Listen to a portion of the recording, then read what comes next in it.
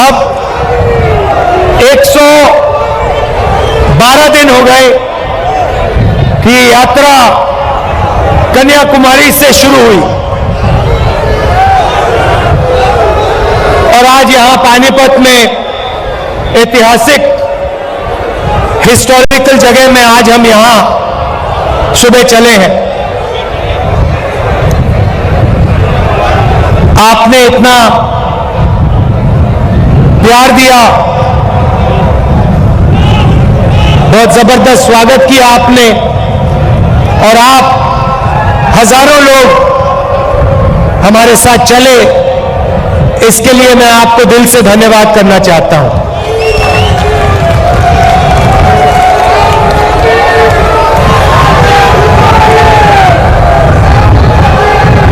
भाइयों और बहनों, एक सवाल शुरू करने से पहले एक सवाल है मेरा। हिंदुस्तान की आबादी कितनी है? कितनी आबादी है? सुनाई नहीं दे रहा। कितने लोग रहते हैं देश में?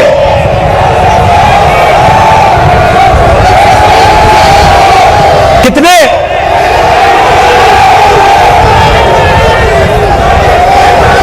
140 क्या? 140 करोड़। अच्छा एक बात बताइए, ये स्टेज पे कितने लोग बैठे? 100, तकरीबन 100 लोग हैं ना। अब मैं आपको थोड़ा सा देश की जो आर्थिक स्थिति है उसके बारे में बताना चाहता हूं। देश की आबादी 140 करोड़ रुपए, 140 करोड़ लोग, ठीक है। पहला नंबर याद रखिए, 140 करोड़। अच्छी तरह सुनो। अब दूसरा नंबर याद रखिए, 100। अब मजे की बात सुनिए, हिंदुस्तान में, नहीं शांत हो जाइए क्योंकि मैं गहरी बात बोल रहा हूं। देखिए स्टेज पे 100 लोग, देश में 140 करोड़ लोग। आज के हिंदुस्तान में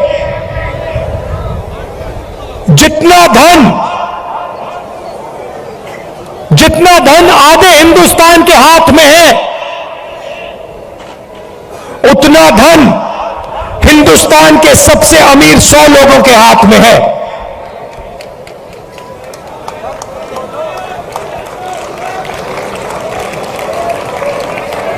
जितना धन आधे हिंदुस्तान के पास है, उतना धन हिंदुस्तान के सबसे अमीर 100 लोगों के हाथ में है।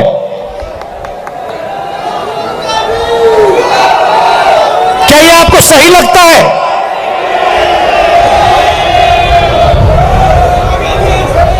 क्या आपको इसमें न्याय दिखाई देता है?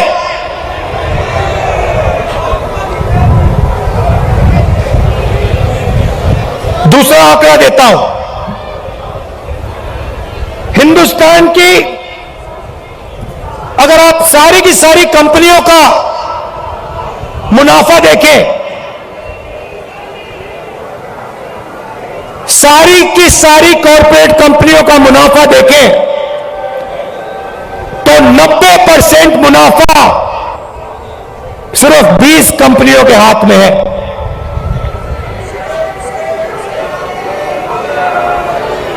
मतलब 90% मुनाफा 20 कंपनियों के हाथ में, और इस देश का आधा धन 100 लोगों के हाथ में। यह है नरेंद्र मोदी जी के हिंदुस्तान की सच्चाई।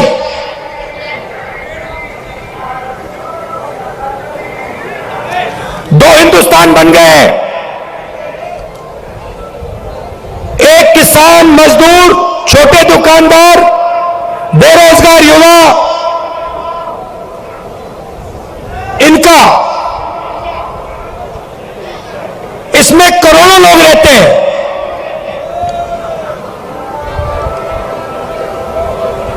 और दूसरा हिंदुस्तान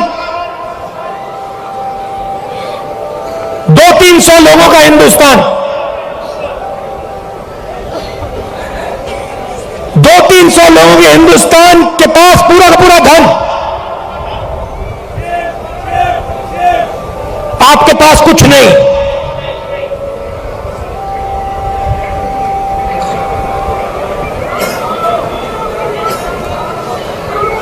आपके पास ये पानीपत में जो हवा है, जिसमें आप सांस नहीं ले सकते, वो है आपके पास।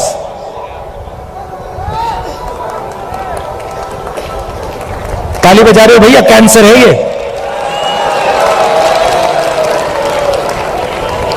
आपको भी हो रहा है, सबको हो रहा है। अच्छा, पहले क्या था? पहले ये जो आपका शहर है स्मॉल और मीडियम इंडस्ट्री का सेंटर था। यहां पे हजारों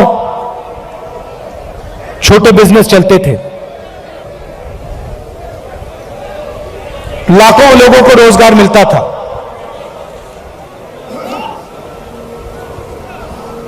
और फिर नरेंद्र मोदी जी ने नोटबंदी की, गलत जीएसटी लागू की,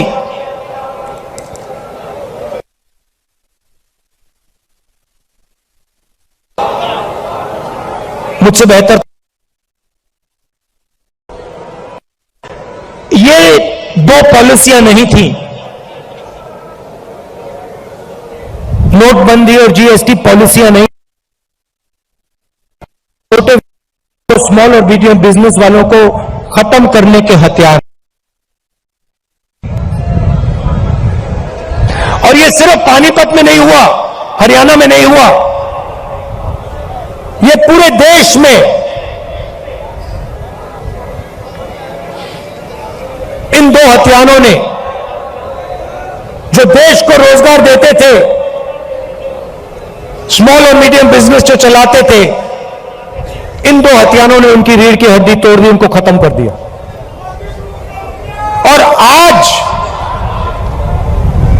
21वीं सदी में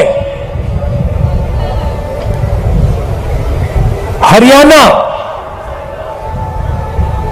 बेरोजगारी का चैंपियन है।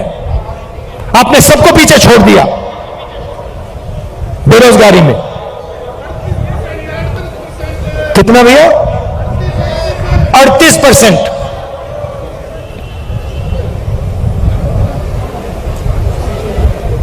खुशी की बात नहीं,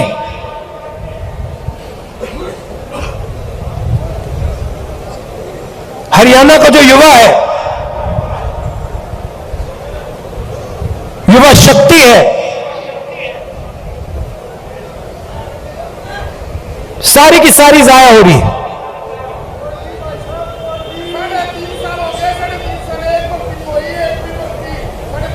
अच्छा भैया, 3.5 साल हो गई, एक भर्ती नहीं हुई। मुझे पहले अग्निवीर के बारे में बताओ। ये अग्निवीर योजना मुझे पहले समझा दो, ये है क्या? भर्ती की बात करनी है तो अग्निवीर की बात करो।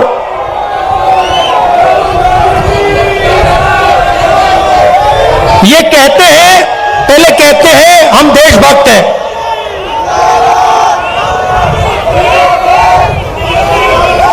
कहते हैं बीजेपी वाले लोग कहते हैं हम देशभक्त हैं। मुझे इनकी देशभक्ति समझाओ। हिंदुस्तान में लाखों लोग, हाँ लाखों युवा सुबह उठ के 4 बजे, ये यात्रा 6 बजे शुरू होती है, ये यात्रा 6 बजे शुरू होती है। इसके बारे में कंप्लेंट आ रही है कि भैया इसको 6 बजे नहीं इसको 7 बजे शुरू करो। मैं कहता हूं नहीं, मैं नहीं करता, मैं 6 बजे करूंगा। 8 बजे कह रहे हैं, देखो ये 6 बजे चालू होती है। किसान कितने बजे उठता है? 4 बजे। जो सेना में भर्ती होने के लिए रनिंग की प्रैक्टिस करता है, वो कितने बजे उठता है? 4 बजे। और ऐसे लाखों युवा सपना देखते हैं, लाखों युवा सपना देखते हैं। किस चीज का सपना? तिरंगे की रक्षा करने का सपना। और लाखों में से वो 4 बजे उठ के दौड़ते हैं। हर स्टेट में सुबह सुबह अगर आप जगो, आप इनको देख सकते हो। कभी उनको रोको, उनसे पूछो भाई क्या कर रहे हो? वो ये नहीं कहेंगे कि हम सेना में जाने की तैयारी कर रहे हैं। वो कहते हैं हम तिरंगे की रक्षा करना चाहते हैं, वो कहते हैं। अब लाखों युवा दौड़ते हैं हर स्टेट में 4 बजे सुबह। उनमें से पहले 80,000, तकरीबन हर साल 80,000 चुने जाते थे। कोई अरुणाचल जाता था, कोई जम्मू कश्मीर, कोई राजस्थान, कोई लद्दाख, कोई ठंड में, रेगिस्तान में, बारिश में अपनी पूरी की पूरी जिंदगी बच्चे, परिवार, माता पिता सब कुछ परे करके छोड़ के बॉर्डर पे जाके खड़ा हो जाता था।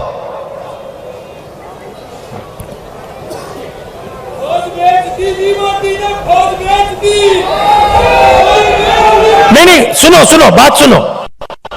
वो बॉर्डर पे खड़े होते थे, वहां पे तूफान आ जाए, बर्फ गिर जाए, गोली लग जाए, बम फट जाए, कुछ नहीं।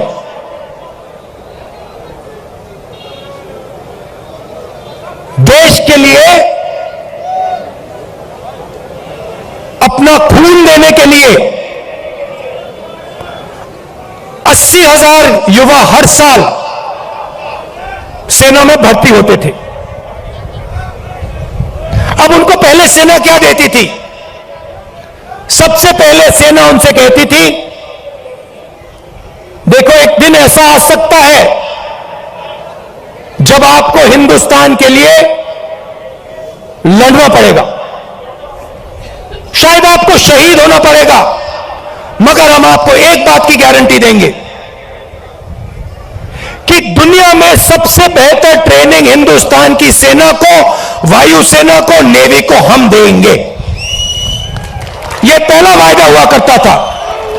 यह पहला वायदा हुआ करता था उन 70,000 युवाओं।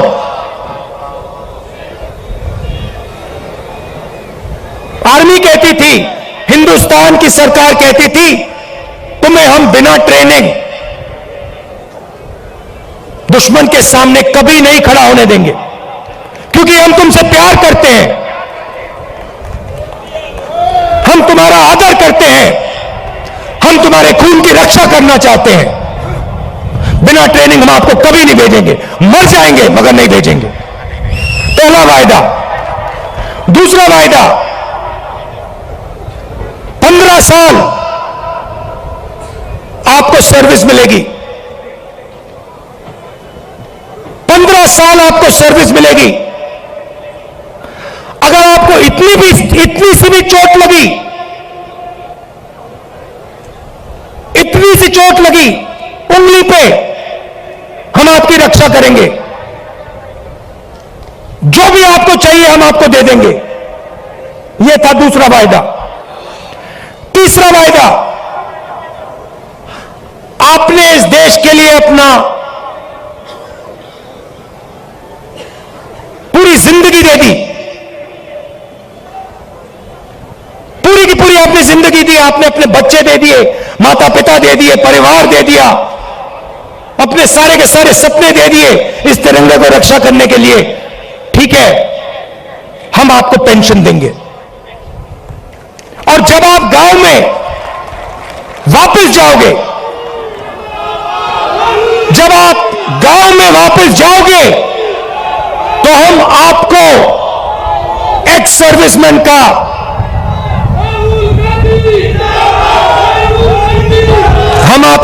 सर्विसमैन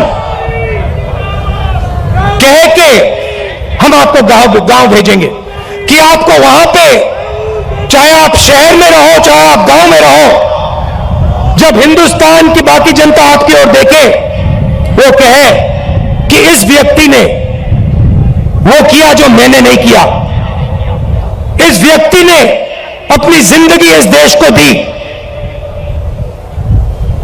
अपना खून इस देश को दिया, अपने सपने इस देश को दिए, और इसीलिए मैं इस व्यक्ति का आदर करूंगा, इसका रिस्पेक्ट करूंगा।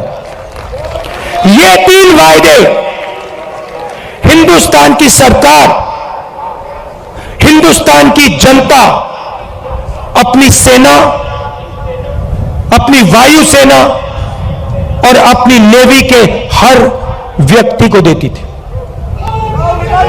अब अग्निवीर योजना ने, नहीं सुनिए, अग्निवीर योजना ने ये तीनों के तीनों वायदे तोड़ दिए हैं। अग्निवीर योजना क्या कहती है? उन्हीं 70,000, उन्हीं लाखों युवाओं से कहती भैया 80,000 तो नहीं लेंगे, 40,000 लेंगे। और वो जो 15 साल की बात थी, वो जो सर्विस की बात थी, उसे भूल जाओ। 4 साल बाद, पहले 80,000 लिए जाते थे, 4 साल बाद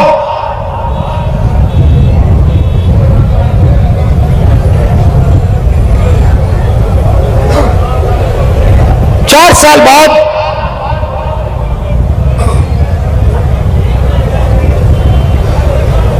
हम 75% को वापस भेज देंगे, निकाल देंगे, बस 25% हम रखेंगे।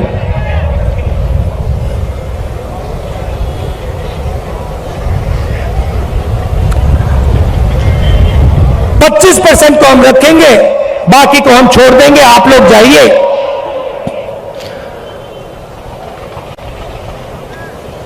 बेरोजगार हो जाइए। अच्छा, जो पहले हम ट्रेनिंग देते थे, जो सैनिक को तैयार करने में 5, 10, 15 साल लगते हैं, मिसाइल चलाने में, रॉकेट चलाने में, हथियार को ठीक से चलाने में जो टाइम लगता है उसको भूल जाइए। सिर्फ 6 महीने की ट्रेनिंग की जरूरत है।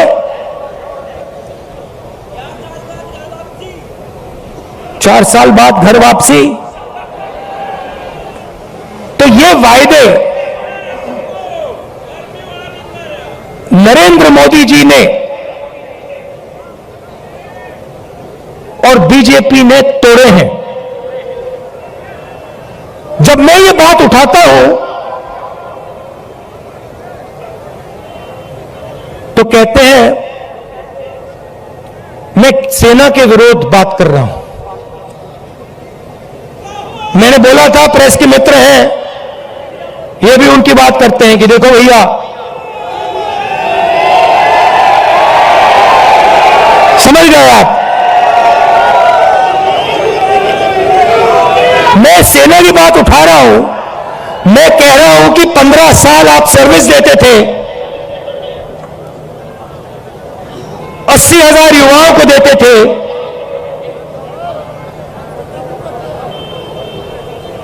पेंशन देते थे, अब नहीं दोगे।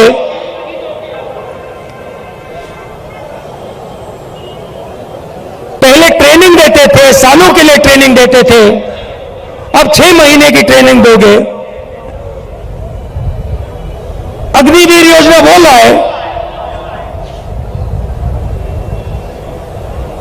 और मैं सेना के खिलाफ बात कर रहा हूं।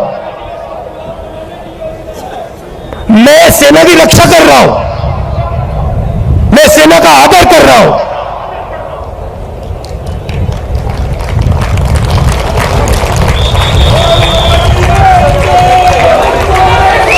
और भाइयों बहनों, एक और बात, जब वो युवा सड़क पर दौड़ते हैं, लाखों दौड़े, जब उन्होंने सरकार से कहा, सरकार से कि भैया ये अग्निवीर योजना हमें अच्छी नहीं लगी, हम आर्मी में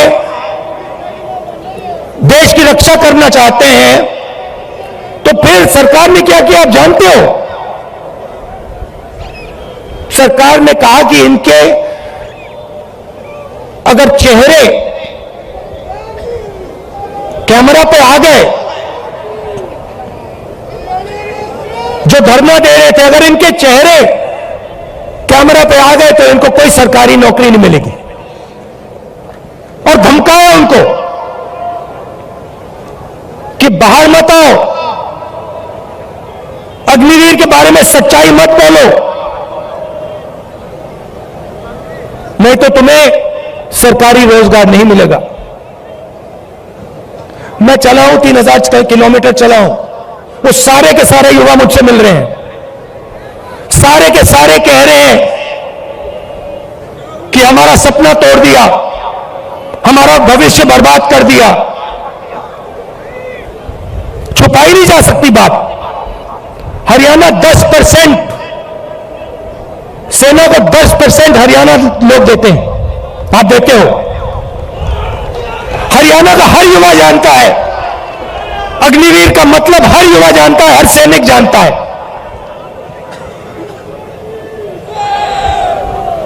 यह सच्चाई है। अच्छा, अग्निवीर को छोड़िए, रोजगार के 2-3 और रास्ते हैं।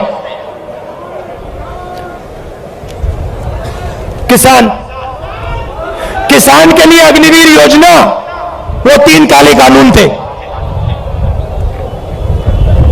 जो सेना के लिए अग्निवीर है, वो किसानों के 3 कानून थे। सारे के सारे किसान खड़े हो गए, काले कानूनों के खिलाफ खड़े हुए, आप सब खड़े हुए, हम खड़े हुए, याद है आपको? और जब किसान खड़े हुए, नरेंद्र मोदी जी ने क्या कहा? गलती हो गई, मुझसे गलती हो गई, नरेंद्र मोदी जी कहते हैं, गलती हो गई। किसान सर्दी में, ठंड में बाहर बैठा था, बारिश में किसान बाहर बैठा था, तब आपको गलती नहीं दिखी। 1 साल लग गया आपको गलती पहचानने में। 700 शहीद हो गए। किसानों को उग्रवादी बताया था, यह सच्चाई है। नहीं भैया, देखिए, चाय बेचने वाले बहुत जानते हैं,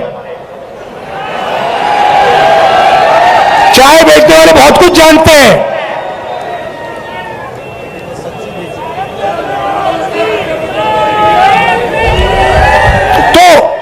तो देखिए, फिर कहते हैं, बीजेपी वाले लोग कहते हैं, मैं आपको बताता हूं, देखिए, बीजेपी वाले लोग कहते हैं कि देखिए, ये जो यात्रा है, इसका क्या फायदा है? ये यात्रा कन्याकुमारी से कश्मीर क्यों चला जा रहा है?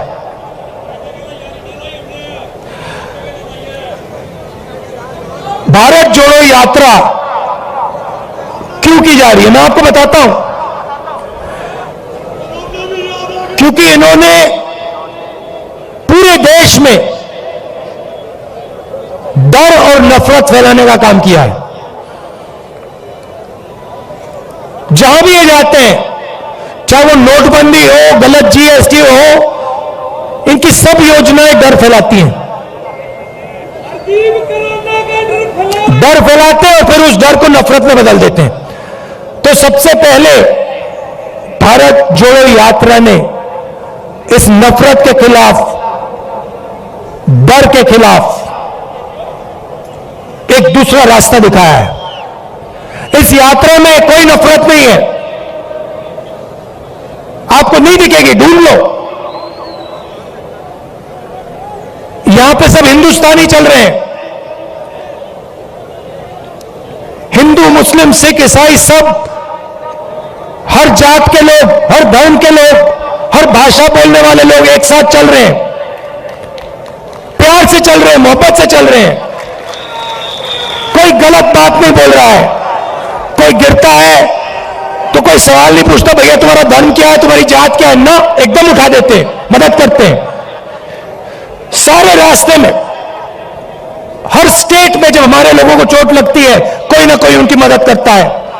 आम जनता खाना देती है, पानी देती है, मदद करती है।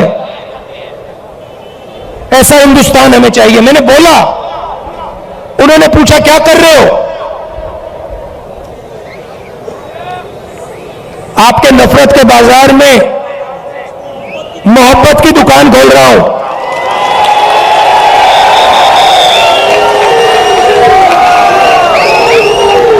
नफरत के बाजार में मोहब्बत की दुकान सिर्फ मैं नहीं खोल रहा हूं, करोड़ों हिंदुस्तानी खोल रहे हैं, आप लोग खोल रहे हो। ये देखो, मैं टी शर्ट पहना हूं, ये तो शर्ट भी नहीं पहने।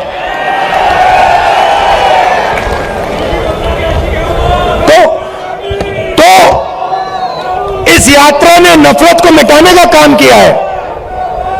मेरे पास कुछ दिन पहले एक आदमी आए, मेरे साथ चले, कहते हैं राहुल जी मैं आपको कुछ कहना चाहता हूं। मैंने कहा क्या?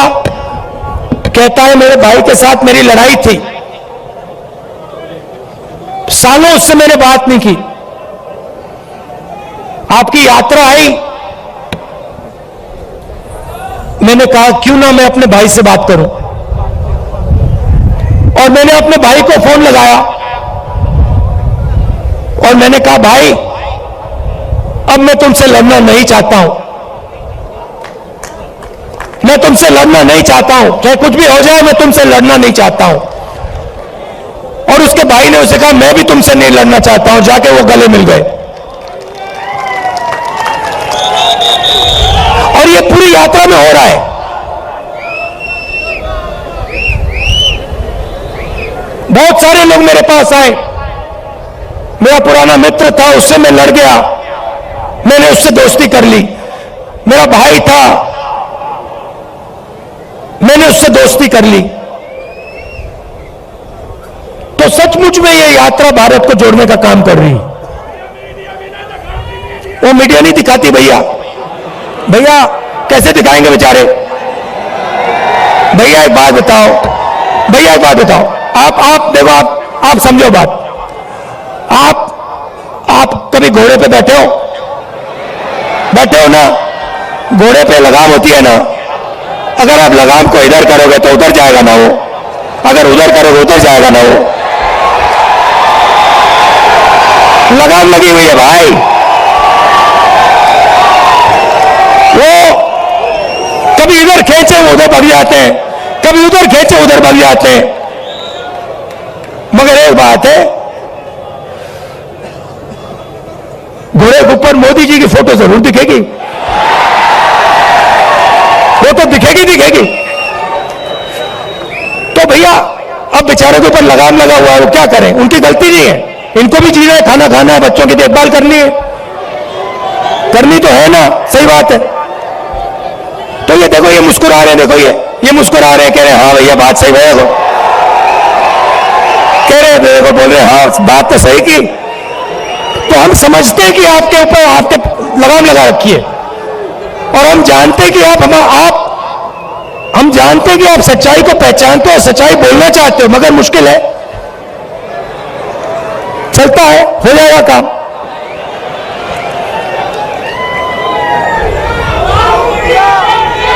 तो दूसरी बात, भारत जोड़ो यात्रा का दो और लक्ष्य है। एक, नफरत के खिलाफ खड़ा होना,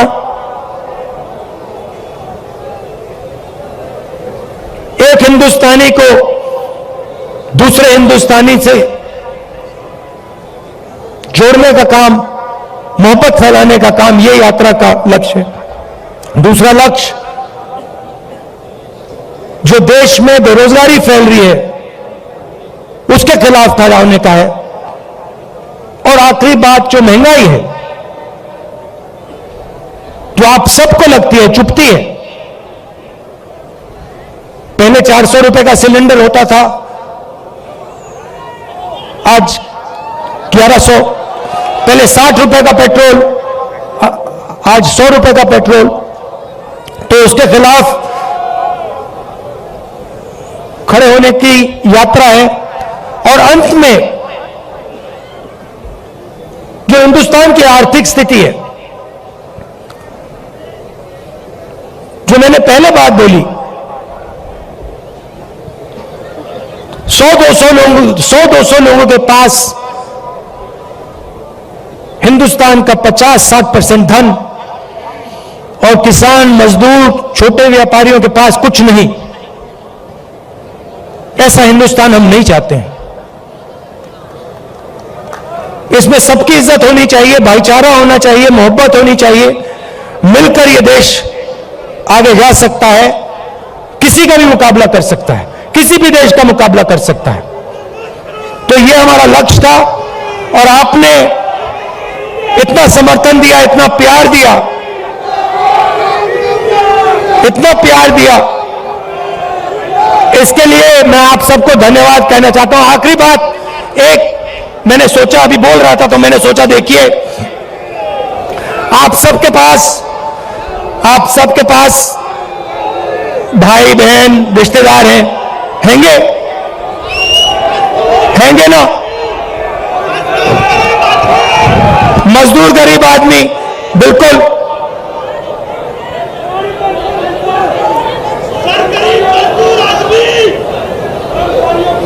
उस गरीब मजदूर आदमी के बारे में, उसके बारे में बोलूं। न्याय योजना का नाम सुना आपने? 2019 में हम एक योजना लाना चाहते थे, न्याय योजना। हर गरीब व्यक्ति के बैंक अकाउंट में 72,000 रुपए साल के सीधा बैंक अकाउंट में, गरीब मजदूरों के बैंक अकाउंट में, गरीब किसानों के बैंक अकाउंट में, सबके बैंक अकाउंट में। तो अगर हमारी सरकार आएगी तो हम ये योजना लाएंगे। हाँ,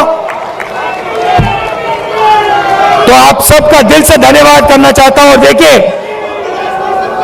जैसे वो व्यक्ति मेरे पास आया था, उसने कहा था मुझे कि मैंने अपने भाई से फिर से रिश्ता बना दिया। आपके भाई हैं, कभी कभी लड़ाई हो जाती है, रिश्तेदारों से लड़ाई हो जाती है, दोस्तों से लड़ाई हो जाती है। आप जाके उनको फोन कीजिए, उनसे कहिए आप भी हिंदुस्तानी हो, मैं भी हिंदुस्तानी हूं, आप मेरे भाई हो, मैं आपसे लड़ना नहीं चाहता हूं, लड़ाई बंद कीजिए। बहुत बहुत धन्यवाद।